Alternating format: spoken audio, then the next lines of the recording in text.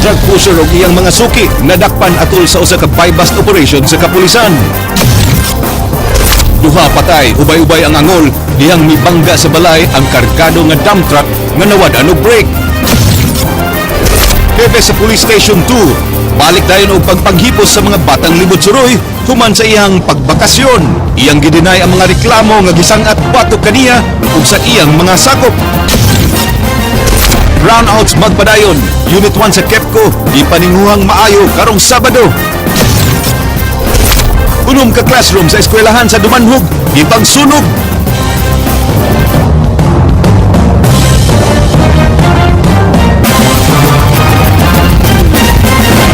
Maayong hapon Sugbo Kabisayan, aniya na ang mga balita uban ang kinatibukang pwersa sa News 5 Cebu. Karong adlaw Miyerkules, petsa 3 sa buwan sa Hunyo, tuig 2015, ako si Glenn Soco. Amo na ihatod ang mas sa iyong pagbalita, inubanan sa mas komprehensibong impormasyon. Ako si Georgia Herrera.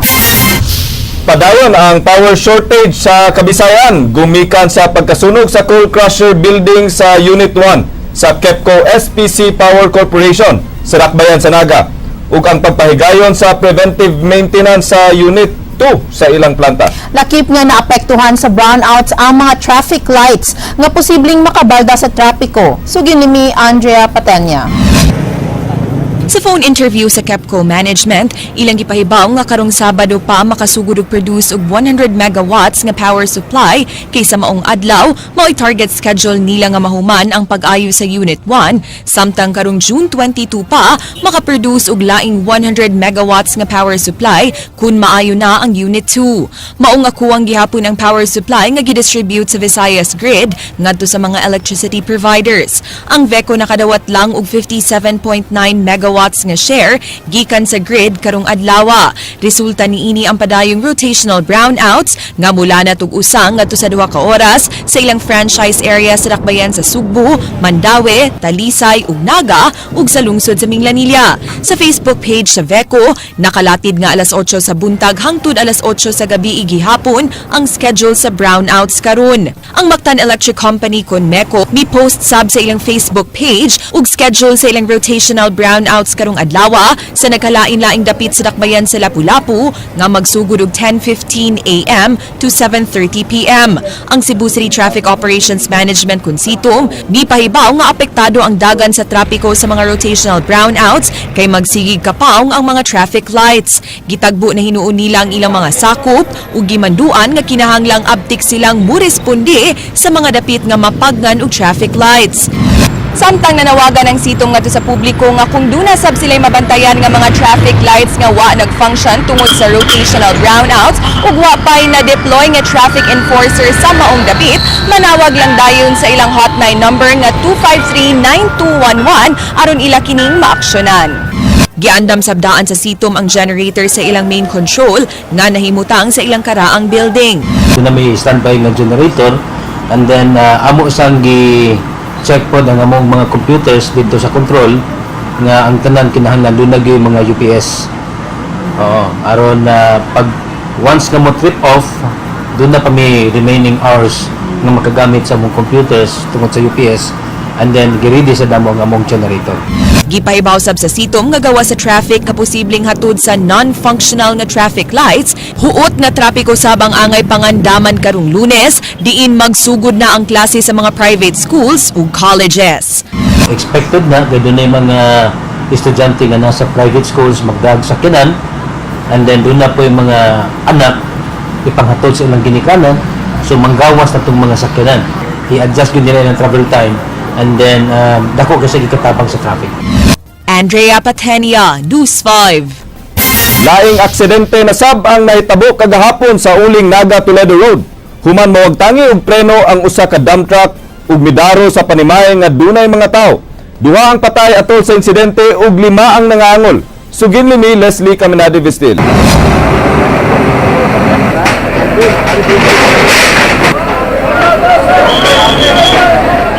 Gamit ang crane sa Carmen Copper Corporation, gibira kining dump truck nga mibangga ining panimay sa may barangay Cantabaco sa Dakbayan sa Toledo, pasado las 12 sa udto kagahapon. Sud sa 4 ka oras, usa pa nakuha ang napikas nga lawas ni Mizit Sheila Alisuso, 19 anyos, 15 na datugan sa truck. Namatay sab sa tambalanan ang 4 anyos niyang pag-umangkon nga si James Kyle Silgas. 5 sab nila kakabanay ang samaran atul sa hitabo. Gimaniho ang maong truck ni John Ray Sarita nga gikan sa lungsod sa Dumanhog. I-deliver unta niini ang balas o graba paingon sa Dakbayan sa Talisay. Di pa nag-iya sa usa ka Muslim Muhammad ang maong truck. Giyong pag-abot sa kurbadahong bahin, wa na mugana ang brake sa truck ug dihang padulhog na miambak ang driver. Driver, kinilayat man ang driver. Pakibaw na dito sa babaw nga wala na nakaw ni brake. As alis niya sa among pag-imbestigar mo niya nga ang driver daw nilayat. Moto na igo po siya sa ligid sa riltara ng skinan.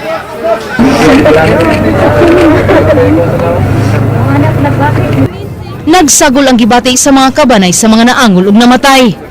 Dauti, nagdagan mi namin nakaingon na mga classmate niyo mo ito nagdidali, migdagan niya. Pag-abot na na mo diri, nihilak na kong maayo kay ang tindahan ni Lola kay naguwan na niya. Ang mga bata patay na. Si Lola kay kritikal ang kondisyon ni Lola. Kita lang sila namo ba? Kaya ang gastuhan sa ospital, di gidali mo kani mga namatay. Kung apo ug akong anak. Ya wa gyud sila respond sa among tawag. Leslie Caminadi Vistil, News 5. Central School ug National High School sa lungsod sa Dumanhog gisunog sa wa mailing tawo kagahapon sa kadlawon. Unom ka classrooms ang apektado sa sunog ug dunay mga classrooms nga dili na magamit. Ray Pasaporte, Suginlimi. Alas 5 sa buntag ang watchman nga si Jelmer nakabantay sa nagkayo nga 4 ka rooms. Dihang paingon na siyang mamalong sa suga. Abot na ko piti namang dako ang kayo. Ako ni dagan ko sa kong kauban nga janitor. Ko tubig. Pag unsam kay ko naisunog dito, ting dagan ako. Dagma ko dito.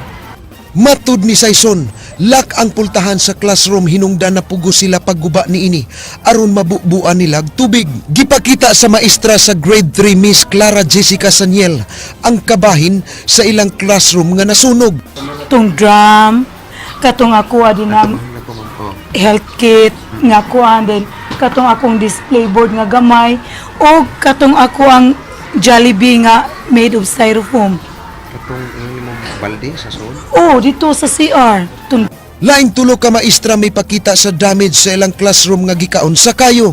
Gamit siyang papel, mo yang gigamit pag ana ba? Kay kada raman pud nga part diha mo gi sunog kay og tanan pa siguro kani gitanan ani. Kana raman pud. So lingaw-lingaw trip ka siguro niyang gibuhat sa among room. Wala ko jud kay balo kay pag-abot man ako dire kuan man gud ni kanang og kuan na ba patay ng kalayo. Wala jud ko kay balo og pila ka tawo pero sa naghimo ana kay upat man ni ka rooms kanang unya gadungan pud sa high school basig daghan sila wala. Duha sab ka classroom sa high school ang gisoyan og sunog. Mayong pagkapaig og dili na gyud mapuslan ang ilang mga libro. Matud sa maestra nga si Charity Suson, temporaryo siyang magklase ilawom sa mangga. Anhan diha unta ang mga pasyente kung panalitan na ay makuyapan. Pero kana for the meantime kay wala pa man namo na dispose ang mga books. So diha sa namo gibutang ang mga books for as of this moment. Sa mga previous good nga mga panghitabo sir, dire nawad-an mi computer nya pagkawala sa computer na po dito sa high school nya connected man sa high school pod kay dito po dagan po sa computer nga wala dito nya gikuan man gitinuod man gyud sa principal ila man jud gipangkiha. Ingon na lang akong pangagpas. Pero wala ko kay balo og ngano nga ilang nang gibuhat. Giimbestigar sa mga pulis og bumbero ang responsable sa pagsunog sa eskwelahan. Sila na basin dunay mga foul play, mga malicious na intent, itanaw ng palibot. So far sa karon nga insidente, wala tay nakita ng mga traces ang gitawag na itong mga incendiary devices. Ray Pasaporte, News 5. Pailisan dayon sa Provincial Superintendent sa DepEd Cebu Province ang mga nasunog nga mga libro sa Dumanhog National High School. Gipaabot na lang sab kung duna na bay budget ang Cebu Provincial Anti-Drug Abuse Commission alang sa random drug testing sa mga public school teachers o students. Andrea Patenya, Suginlimi. Gipaabot pa karon ni Department of Education Provincial Superintendent Arden Monisit ang situation report gikan sa duha ka principals sa Dumanhog National High School ug Dumanhog Central School kabahin sa nahitabong sunog sa ilang mga tunghaan kagahapon sa kadlawon. Mato ni Monisit, bugtong principal lang sa high school ang ni-text kaniya kagahapon ug mipahibaw kabahin sa nangasunog nga libro. Paningkamutan sa DepEd Cebu Province nga mahulipan dayon ang maong mga libro karong simanaha. Dunat akong gitanaw karon kung dunat tay mga buffer books from atong diri sa ato ang bodega. Kung wala, we will ask from the regional office para mapahulian na nato anytime today. But we cannot act on that kung dili pa nato madawat ang katong hard copy nga situational report from the principal, from Mr. Mejia. Wa masayod si Monisit kabahin sa upat ka classrooms nga nasunog sa Central School apan iyang gipahibaw nga dugay na niyang gimanduan ang mga school principals nga gamito ng ilang non-academic rooms nga maklasihan sa mga bata in kasug dunay kadaot nga mahitabo sa ilang academic classrooms. We will use the non-academic, non-instructional rooms, kanang mga libraries, mga HE, buildings, including pagali kung pwede ang mga offices of the principals.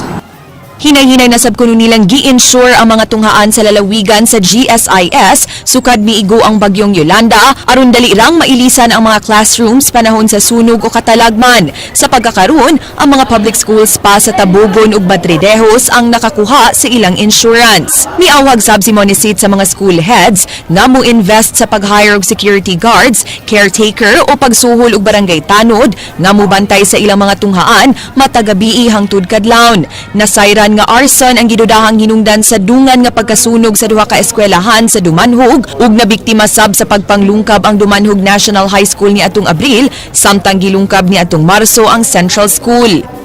Moawag punta sa atong mga school heads, i-appeal na nila sa ilang expenditures, sa ilang MOE ang magbantay no kung dili magaling mga blue guards, at least kanang mga barangay tanods na pwede na ito matiga og nilalagyan makabantay sa eskwelahan 24 hours.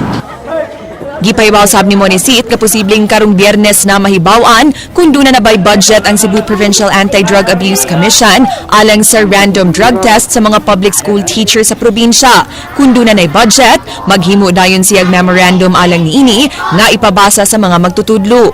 Ipaapil sab niya sa handbook ug sa mga general PTA meetings ang pagpahibaw kabahin sa random drug testing alang sa mga high school students aron mapahibaw daan ang mga ginikanan ug makuha ang ilang pagtugot.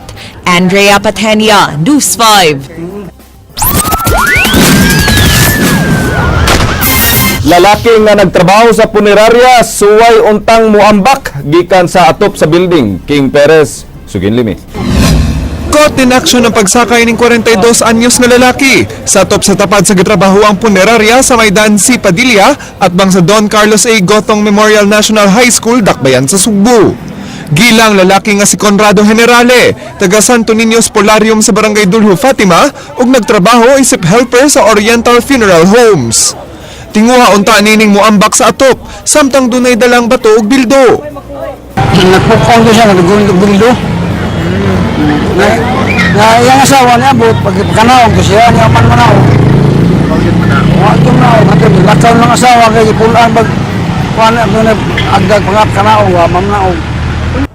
Napugo sa mga pulis sa Cebu City Police Station 6 kon San Nicolas Police Station sa pagsaka sa atop ug pagpakanaog kang Generale dihang ilang nadawat ang alarma ganihang alas 8 sa buntag. Dunay samad sa iyang liog si Generale gumikan sa bildo. Amo tong design mig kat-kat lang jud kay nagpaabot mi sa kining sa bombero kay na may ladder ang bombero dugay pa man niabot so ni kat-kat lang gimi kay ang mga tao gud daghan man kita mga tao ni Nool ba. Subay sa pamahayag sa asawa ni Generale, kanunay kining atakihon og nervous breakdown. Kining na kuno siya nervous breakdown. Tapos sa bali ang iyang kuan ang iyang trabaho dito, helper gyud siya. On and off ang iyang kuan kay pag kuan iyang sakit, pahuway na po siya. King Perez, News 5. Drug pusher sa Barangay Tayod sa lungsod sa Konsolasyon na sikop sa kapulisan uban sa iyang mga parokyano. Samtang nakaikyas ang subject sa search warrant nga anak sa barangay Kagawad sa Dakbayan sa Toledo. 1.2 million worth nga shabu nakuha uban ang mga armas. Sugin limi, Ryan Sorote. Wala, wag rin ka eskwela, wag ka eskwela na grade 1. Kusog ang illegal nga negosyo nga pagpamaligyaw shabu ni Antonio Ebalye nga taga East Binamag, Barangay Tayod sa lungsod sa Konsolasyon. Duha ka semana siyang gipalid-an sa Konsolasyon Police. Una matigayon ng bypass operation alas 12 kaganyang kadlawon. Hapit mapakyas ang operasyon tungod sa kadagan sa mga namalit og shabu sa subject. Tagsang giatangan sa mga pulis ang mga namalit og hingpit sab nga nadakpan ang 8 ka mga lalaki. 27 ka mga gagmayng pakete og halin ang nakuha gikan kang Antonio og tigtag sa nga putos ang gikan nilang Ryan Soto, Jason Kadalawon, Donnie Sumayang, Ponce Tinaw, Jesse Marine, Ronald Santos, Brent Agipo og Lloyd Sasing. Giangko ni Antonio ang iligal niyang kalihukan ug wa kuno siya makaila sa tig-supply og shabu kay magtap-tap kinignaong kun mag-deliver. Duda sa kapulisan nga gikan sa kasigbit nga Dakbayan ang supplier ni ini nga nakahurot og di mo minus sa usa ka gatos ka paketing shabu matag adlaw. But before, prior sa among bypass operation, mo ni ning atawana kining 8 nga namalit. Ug pagkapalit na sila among ihol para dili mabulabog nga mo ang operasyon. Bigyan ko. Kanang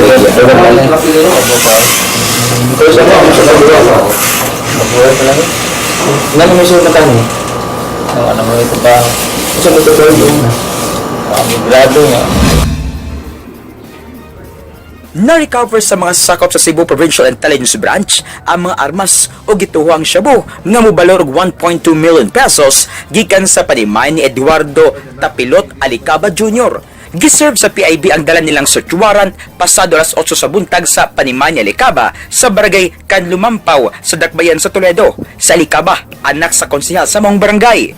Nasaylan nga si Alicaba may usa sa mga dagkong distributor og shabu sa dapit. Pakyas ang kapulisan sa pagsikop kang Alicaba. Human kini daling nakasibat dihang nakabantay iyang mga tao. Kining granada, shotgun, kalibre 45 og 5 ka pakete sa shabu ang nakuha sa kapulisan. Adonan ko tayo report ano yung tawanan, mga involved niya sa illegal drugs, so nang-apply tag search warrant sa akin yung tawanan. Ang distribution niya, abot niya siya sa kuwan, niburing barangay, niburing town sa Toledo, Walamban, Asturias, Midwest. Ryan Sorote, News 5. Nunot sa nagpadayong kainit sa panahon, 5 ka mountain barangay sa Dakbayan sa Sugbo ang apektado niini.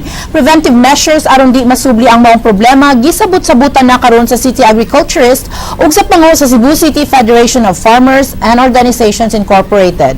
Ray Pasaporte, Sugin Limin. Nabati sa uban nga barangay, pero maghisgot tag barangay kanang gitawag nato Central Cebu City Barangays. Kuan gid sila, dry gid sila. Gibutyag sa presidente sa Cebu City Federation of Farmers Organization and Cooperative Incorporated nga 5 ka bukirang barangay sa Dakbayan ang nakasinati sa epekto sa kainit sa panahon nga gilangkuban sa barangay Adlaon, Paril, Guba, Pungol, Sibugay ug Mabini. Duna hinuoy mga barangay nga nabulahan sa nasinating pag-uwan-uwan sa miaging mga adlaw. Ang city government nipahigayon og water summit sa miaging buwan aron ma-address ang problema sa kanihit sa tubig. Gigathered na mo ang tanan nga problema nga na-encounter sa ato mga farmer, human gisubmit na to diri sa syudad. Unya ni come up dito nga dunay mga request. Nahimo nilang hangyo sa City Hall nga mahatagan sila og water impounding facilities o punduhanan og tubig sa panahon nga dunay uwan. Barangay sama sa sulundos, usahay mag-uwan man. So, nadyo'y mapundo nga tubig. Nang hinaot si sekretarya nga mahatag kini sa dili pa matapos ang tuig. Butang nga gikumpirmar ni City Agriculturist Julito Baclayon. Nahatag na sab nila ang ubang gikinahanglan sa mga mag-uuma. Dunay gahin nga 8 milyones pesos ang city government alang sa mga mag-uuma ug matod pa ni Baclayon nga naa siya'y laing gipangayo nga supplemental budget karong tuiga alang sa nasinating El Nino. Gahinan sab ang water, fertilizer ug uban pa. But this time, submit na po another additional budget for the El Nino this year. About na project na po is about 22 man siguro to. 22 million. Oh, 22 million. But we not know kung pilay-pilay ba to. This is supplemental budget. Oh. So we have actually that's a result of that's the product sa Tuanga Water Summit. Ray Pasaporte, News 5.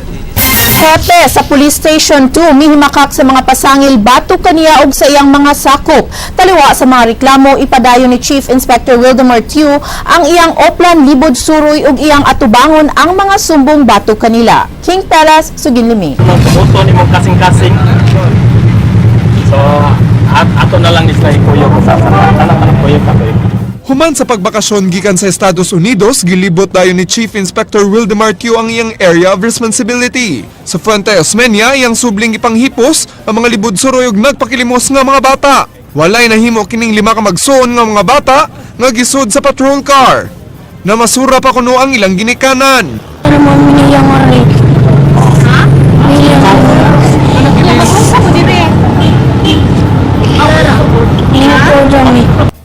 Si Tew og niyang mga sakop gireklamo nga responsable sa pagkamatay sa libod suroy nga bata nga si Chastity Mirabiles.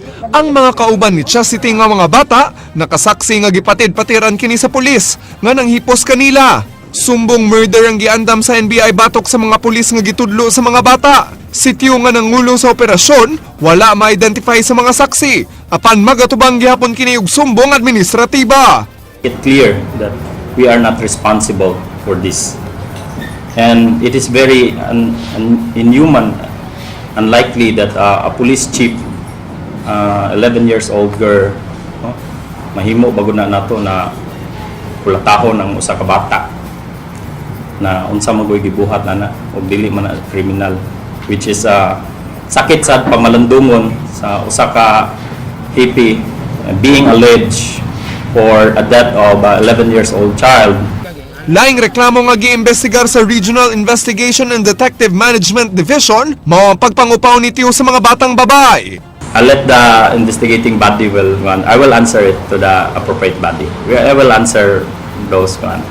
Mga commercial sex workers mi reklamo usab nga gipangdakop sa mga pulis o gipanggamit sulod sa police station. So if you try to observe during night time, one house minya was cleaned up and was cleared by this mga street girls. So dako sad na siya og kanang impact that we are not promoting here sexual exploitation or sexual kanang promoting prostitution. Taliwa sa mga reklamo, ipadayon ni Tew ang pagpatuman sa iyang oplan libod suroy ug misugyot sa dakpayan sa paghimo og programa alang sa mga bata. Matud ni Tew ang mga reklamo dako og epekto kanilang mga pulis ug sa ilang pamilya. Busa nagplano usab siya nga mobawas og kiha. Matud niya nawadan og pangwarta ang mga sindikato ug posibleng mo'y nagpaluyo sa mga reklamo batok kaniya ug mga kaubang pulis. Ipa-investigar ni PRO7 Director Prudencio Tombanyas sa Regional Special Operations Group ang posibleng pag-orchestrate og mga reklamo batok sa mga kapulisan sa mga sindikatong nagpaluyo sa mga libod suroy nga bata. Giplanuhan usab ang pagkiha sa live-in partner o ginahan sa namatay nga bata tungod sa pagpabaya niini. Apan kining street vendor nga si Aileen naglibog kun ngano. Unsa man ang gobyerno na to? Naapay testigos! Naapay testigos! Dili sila mutuo! Ilan ang giwa! Di na maayo oy! Ang gobyerno! Ginood na! Sakitan ko! Bisan di panag ako! Parinti ang kanang bata! Sakitan ko! Kaya naasag ko yung mga apo! Bisan na ako yung apo! Bisakitan ko! Bisan di na ako parinti! Pero ang ato daw kuha ng sakto lang ang nga pamalaod dili ingnon ana nga wadon kung mapriso mo nan mapriso sa itong ang napatay. Karon nga mitubag na ang kontrobersyal nga hepe sa Police Station 2 sa mga aligasyon, angay at ngan karon ang dagan sa investigasyon sa mga hingtungdang ahensya ug buhatan sa mga pasangil batok kaniya ug mga kauban ng pulis. Kini aron mahatagan og katin-awan ingon man hustisya ang mga apektadong mga hapig. Lakip na niini ang mga pulis ingon man ang mga reklamante sama na lang sa pamilya ni Chastity Mirabiles. King Perez, News 5. Consistent sa ilang mga pamahayag ang mga batang saksi sa gingong pagpanagmal sa ubang pulis nga sakop sa CCPO Station 2. Nagpaabot sab ang NBI 7 kang CCPO Station 2 Chief Wildemar Tew nga mobisita sa ilang buhatan aron makuhaan sa iyang habig. Jinky Rusit, Suginlimi.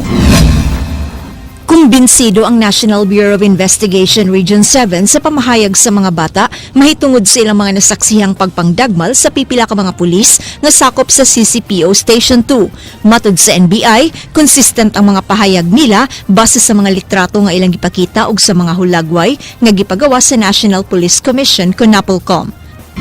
Ulit yung another set of pictures coming from the PNP Station 2 kasi mayroon kaming set of photo coming from NAPOLCOM. So, nagkaano na kami na consistent yung bata. Human mahibaw nga mibalik na siyang trabaho si Police Chief Inspector Wildemar Chu, buot karon sa NBI nga mopatimaw ang police officer sa ilang buhatan. Kini paghatag kaniya og kay gayunan nga madungog ang iyang habig kabahin sa mga pasangil batok sa iyang mga tao. Kasi very careful kami dyan kasi serious case ang ipapile namin dyan. Ayaw naman namin na magkamali kami or magkamali yung bata. Kasi no bail lang yan, di ba? Kaya very careful kami. Binibigyan namin sila ng ample time to explain their side. Karon o sa sunod semana, hingpit na unyang mapasaka ang kasong murder ngadto sa piskalya. Jinky Rosit, News 5. Midangop sa korte ang eskwelahan aron pabayron ang dakbayan sa Subo sa tuition fee sa mga scholars. Apan matud sa abogado sa syudad, adunay laing kaso nga nag-ong-ong. Hinundan nga dili sila makapagawa sa kwarta. Jinky Rosit, Sugin Limi. Wa mo atubang sa korte si Mayor Michael Ramas sa hearing sa Mandamos nga gipasaka sa Asian College of Technology Batu Kaniya. Bugtong abogado lang sa syudad nga si Attorney Jerome Castillo ang mitambong kinsa mihangyo sa pagbasura sa kaso. Matud niya, wa pa marisolbar ang declaratory relief nga gipangayo sa syudad sa korte kung mahimo ba silang mobayad sa school fees sa mga city scholars sa Asian College of Technology. Wala pa lang to raise probably ang question sa payment. I would not have objected to the other case, but in the prayer, they also mention payment. So, if the other court says pay and the other one says do not pay, what will happen? Buot unta ni Attorney Castillo nga mahukman dayon ni RTC Judge Alexander Acosta ang kaso human makapresentar ang duha ka habig sa ilang baruganan. Taliwa sa mga argumento, kalit nga naigo sa rotational brownout ang korte. Apan bisan sa kangit-ngit, nagpadayon gihapon ang hearing o gihatagan sa korte og tulo ka adlaw ang abogado sa eskwelahan sa pagsumiter sa ilang memorandum kung ngano nga dili i-dismiss sa korte ang reklamo nga ilang gisangat. They're just clarifying, their stand is they want the courts to help out in deciding whether or not they should pay. But ultimately, of course, for us, the students and the parents should not be affected by this. But we're still trying to work out some way to benefit them also. So. Tinguha sab sa Asian College of Technology nga paminaon sa korte ang ilang gipangayo nga temporary restraining order nga magdili sa mga city scholars sa pagbalhin og laing eskwelahan. Jinky Rosit, News 5. National Telecommunications Commission may klaro nga wa pay konkretong ebidensya nga makadaot sa lawas sa tao ang mga cell sites. King Perez, Sugin Limi. Why jurisdiction ng National Telecommunications Commission sa giatubang nga suliran karon sa mga residente sa Barangay Apas ug mga gireklamong telecommunication companies. Ang duha ka cellular site sa mga barangay gituohang mo'y hinungdan nga nagkasakit ang pipila ka mga mulupyo sukad sa pagkatukod niini. Apan matud sa Regional Director sa NTC nga wa pay nadeklarang negatibong epekto sa pagbarog og mga cell sites. Gimanduan sa mga telcos nga magtukod og koral 3 ka metros gikan sa microwave antenna sa usa ka cell site. Paglikay nga apektuhan sa radiation. Information. There is no such report even sa ato ang World Health Organization na ang radiation nato sa cellphone or mga cell sites makakusog cancer. Well, in fact, based on that report, as long as naaka sa beyond 3 meter distance from the microwave antenna, no? Kasamtang ang girevoke sa Cebu City Council ang special permit sa operasyon sa mga gireklamong telcos sa sitio Calvary Hill sa Barangay Apas. Giklaro sa NTC nga ang taha silang buhatan mao ang pagsiguro nga dunay igong services ang mga Pilipino gikan sa mga service provider. Gi-identify ni Laureno nga ang DOH mo'y angay mo assess sa hulga sa panglawas sa mga cell sites. Samtang ang Office of the Building Official duna say responsibilidad sa pagtubag sa mga reklamo batok sa usa ka cell site. Dugang ni Laureno nga di lang ang mga residente sa Barangay Apas ang mireklamo sa pagkatukod og cell site. Gibana-banang dunay 200 ka cell site sa dakbayan sa Sugbo. Kuno galing mapahunong na ang cell site sa Barangay Apas, lakip sa mga epekto ini ang problema sa koneksyon sa broadband, text and call services sa apektadong telcos sud sa 3 kilometros nga radius. Mao nga klaro ni Laureno nga di tibuok dakbayan sa Sugbo mo'y apektado kung hingpit kining mapahunong. I-mandate na mo sila nga naay services. It's up to them asa nila i-locate ang ilahang mga antennas as long as naay services nga ilahang mahatag ngadto sa katawhan. King Perez, News 5. Giangot sa Cebu City Council ang gipropose nga Green Loop Plan sa National Economic Development Council. Upat ka local government unit sa Metro Cebu ang malakip sa maong plano nga posibleng makasulbad sa traffic congestion. Ray Pasaporte, Sugin Limi. To address this, we have to have Gipresentar sa NEDA ko National Economic Development Council sa Cebu City Council ang Green Loop Plan alang sa Metro Cebu nga buot maimplementar sa dakbayan og sa upat ka local government units. Ang Green Loop Plan gihulagway nga usa ka transit-oriented diin duna unyay pedestrian nga ibutang sa dakbayan lahos na sa dakbayan sa Mandawi, Lapu-Lapu ug sa lungsod sa Cordova. It's basically a plan, no, na it would take probably 5 or more than 10 years to implement, no. So ang among presentation lang ganiha is to basically orient the members of the city council about the Green Loop Plan, and hopefully they can support the plan. Giklaro hinuon ni Guantero nga di na kinahanglan ang resolusyon gikan sa konseho kay importante nga mahibaw ang mga kadagkuan niini ug nang hinaot nga ilang ma-review ang comprehensive use plan aron matan-aw kung unsay ilang giapil sa Green Loop Plan. Gipasabot ni Architect Den Joseph Michael Espina nga kung matukod ang ikatulong bridge nga nagdugtong sa dakbayan ug lungsod sa Cordova, muluag ang dagan sa trapiko. In the Green Loop, this is about 42 kilometers long, pero it traverses the 4 LGUs in Metro Cebu. There are different characteristics in the different segments of the Green Loop. We have initially identified 5 segments along the Green Loop, different characters. Like for example, kanang Mango Avenue area, what is the character in Mango Avenue? It's like retail shopping, diba? So if that is retail shopping, what facility in terms of the road do you provide? Sidewalks, diba?